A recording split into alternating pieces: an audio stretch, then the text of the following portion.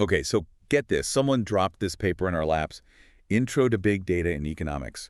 And, Oh, boy. yeah, it's a doozy. This isn't like your average Econ 101 stuff. We're talking data sets so big. It is massive. They make the national debt look like, Pocket change. Yeah, exactly. And the crazy part is, this stuff, it's actually changing how the world ticks. It is. It really is. I mean, just imagine for a second being able to see like these tiny little shifts in how people spend money. Really? Or even like predict which way the market's going to swing before it even happens. Wait, hold up. That's the kind of power big data gives you. It's incredible. So no more shaky stock tips from my Uncle Sal then?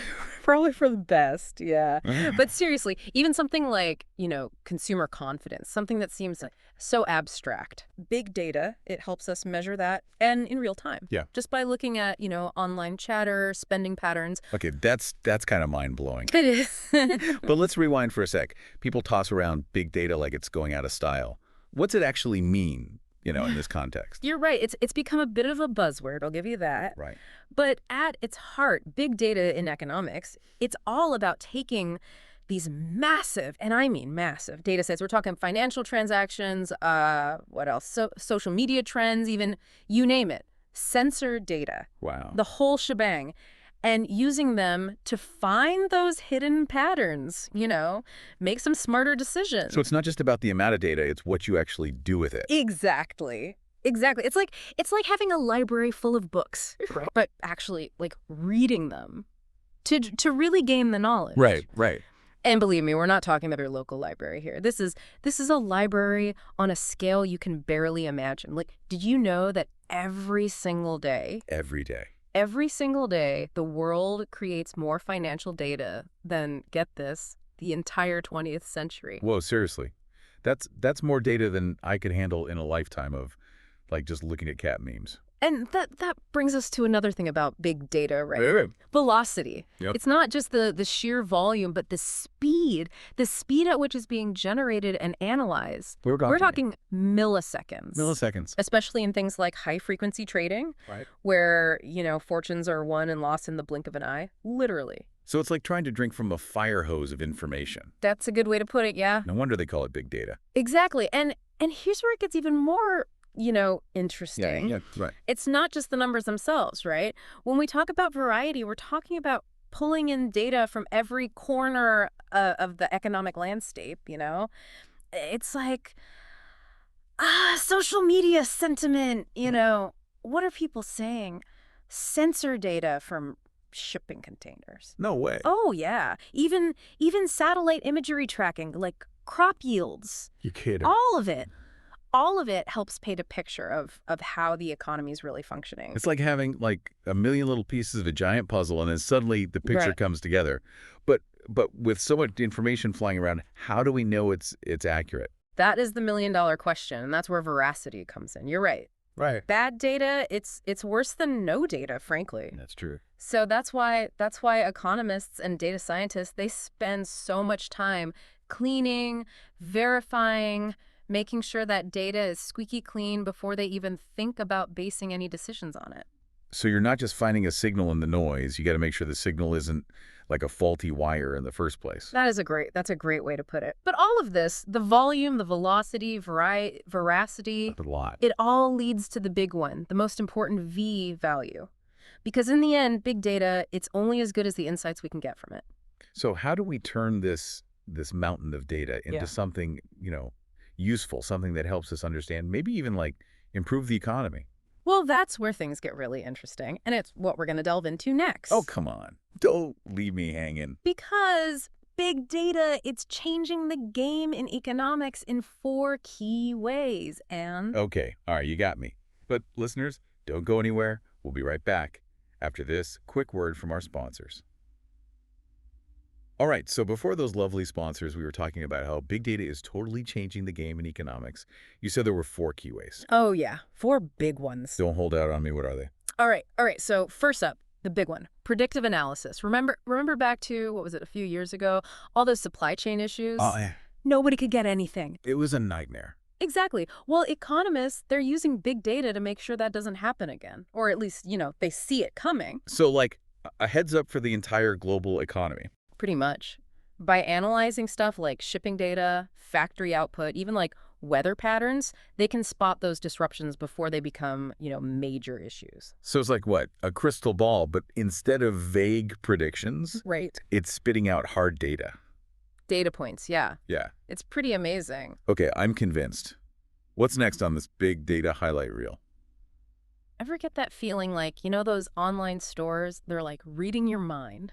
Oh, stop it. That's customer personalization at work. Don't even get me started. The other day I was looking at, get this, vintage toasters. And bam, suddenly your whole feed is nothing but ads for artisanal bread. It's scary. We've all been there.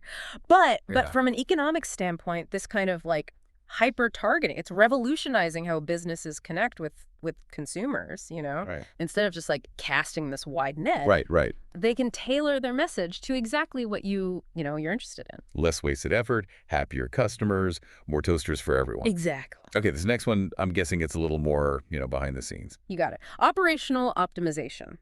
It's not as, flashy as predicting the future or reading minds with algorithms. Right. Yeah. But it's the backbone of a lot of what big data does. Think about it. Imagine a factory that like automatically adjusts what it's making based on, up to the minute demand. Wow. Or a delivery company that optimizes all its routes using like live traffic data, delivery windows, all that. Talk about efficiency. Yeah. That's like everyone stuck in traffic or waiting for a package's dream come true. Exactly. Time is money, right? And Yeah. these efficiency gains, huge impact on the bottom line. Businesses, the whole economy, everyone benefits. Okay, you said 4. Hit me with the last one. All right, this one's a biggie. Big data is changing how governments like craft economic policy and planning. No way. Oh yeah, we're talking data-driven insights into unemployment, income inequality, even predicting how new laws are going to play out, stuff that used to be based on like guesswork. Gut feelings. Exactly. Now it's all based on solid data. So governments are finally catching on to this whole data thing. It's about time, right? But yeah, more and more they're realizing how powerful data can be for making smarter policies, more effective policies. Yeah. It's about moving from like just reacting to problems Right. to getting ahead of them, proactively creating a better future for everyone. Okay, I got to admit, this whole big data thing, it's pretty impressive. Right. But there's got to be a downside. I mean, come on, we're talking about a ton of information just floating around out there. You're right to be cautious. Anytime you're dealing with data, especially on this scale, there are going to be risks. Data security, that's a big one, right? Right. Making sure all this valuable information is locked down tight, protected from hackers and breaches and all that. And then there's the question of, how this data is being used. Yeah, I mean, predicting global supply chains, that's one thing. Sure. But this whole, like, personalized advertising thing, sometimes it feels a little creepy, I hear you. There's a fine line between a better customer experience and like feeling like your privacy is being invaded. And then there's the economic side of things too. Is big data making things more fair for everyone? Or is it just, making the gap between the haves and have-nots even bigger? Those are some big questions, and it really makes you think about, like, all the different ways this could play out. Exactly. We're still in the early days of this whole big data revolution, and it's up to all of us to, decide how we use this technology, how we govern it. So where do we go from here? What's next for big data? In economics, I mean. That is the million-dollar question, isn't it? And lucky for you, we've got some answers, because coming up next, we're going to dive into the future of big data, AI-powered economies, the rise of open data, what it all means for you. Don't touch that dial. All right, so we've seen how big data is, like, shaking up the economy already, but you're saying this is just the tip of the iceberg. What's next for big data and, for the rest of us, just try to keep up? Buckle up, because the future of big data, it's less about spreadsheets and more like straight out of sci-fi. Picture an economy where algorithms aren't just predicting stuff, Yeah. they're making the decisions. in real time. Okay, hold on. That's getting a little too Skynet for me. Are we talking robots taking over Wall Street? Not robots exactly, but AI and machine learning. Oh yeah, they're about to be calling the shots in finance and way beyond. Imagine algorithms that can crunch like zillions of data points Right. to make split-second trading decisions, change interest rates on a dime based on what the economy's doing, even like personalize your investment portfolio down to the last penny. So it's like having a personal financial advisor who also happens to be a supercomputer. Sign me up. But seriously, what does that even mean for, the average person who doesn't have a PhD in algorithm? That's the million-dollar question, right?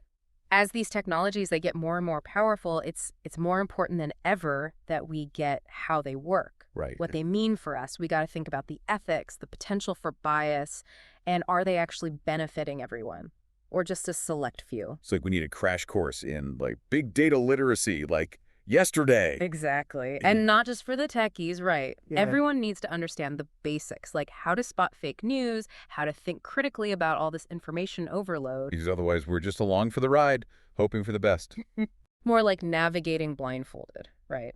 And that's why this next trend, it's huge. The rise of open data.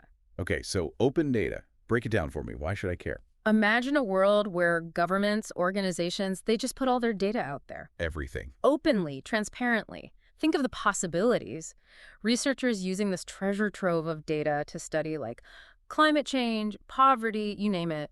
Entrepreneurs creating cool new stuff. Citizens holding their leaders accountable with like hard evidence. It'd be huge. Okay, I see where you're going with this. Yeah. It's like democratizing information, giving everyone the power to make smarter decisions. Exactly. And that's what big data is really all about, right? It's not just about efficiency or, making a buck.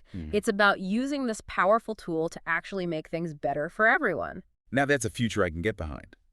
But how do we get there from like where we are now to this open data utopia? Seems like a long shot. It'll take time, for sure. But the movement's growing. More governments are opening up their data. Organizations are sharing more. People are demanding more control over their own information. It's happening. So we all have a part to play in this, right? It's not just up to the big data guys to figure it out. Absolutely. Stay informed, ask the tough questions, demand transparency. That's how we make sure this technology is a force for good, I like the sound of that. We're not just helpless bystanders in this whole data revolution thing. We have a voice. We have power. We can actually shape how this all plays out. Couldn't said it better myself. The future of big data, it's not written in stone. It's a story that's still being written, and we all get to add a chapter. Well, that was quite the deep dive. I gotta say, I'm walking away from this feeling, I don't know, excited and kind of terrified all at the same time. One thing's for sure, there's no going back to a world without big data. No, there's not. And honestly, I think that's a good thing. As crazy as it seems, big data gives us this incredible chance to understand, well, everything, our world, ourselves, in ways we couldn't have even imagined not that long ago. So to everyone listening, buckle up, because the data revolution's just getting started, and it's going to be one heck of a ride. Thanks for joining us for this deep dive, and remember, knowledge is power, especially in the age of big data.